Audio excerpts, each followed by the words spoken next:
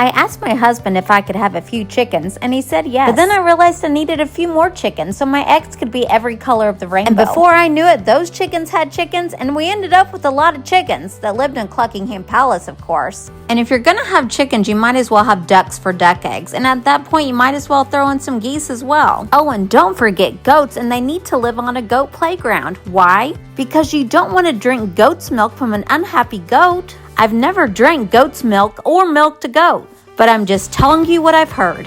Now with all of these new animals, I realized I needed a garden, a big garden, so they could have fresh fruit and veggies. Everyone knows an apple a day keeps the vet away, and with such a big garden, I needed some bunnies to fertilize the garden. And imagine my surprise when a few of those bunnies had babies. And when you see a sign that a bunny needs a good home and you have a good home, what are you supposed to do but take the bunny? And speaking of good home, you heard that donkeys needed a good home too. So you load them up in the back of your car and you bring them home and have your husband build the Wild Wild West. And when you live in the Wild West, you're gonna need good neighbors. And there's no better neighbors than pigs. Haven't you seen Charlotte's Web? Now don't forget, with all those animals, you're gonna need livestock guardian dogs. And this dog to be friends with this dog. And don't forget your barn cats. So if your wife asks you for a few chickens, don't worry, it's no big deal. You're just gonna start a hobby farm.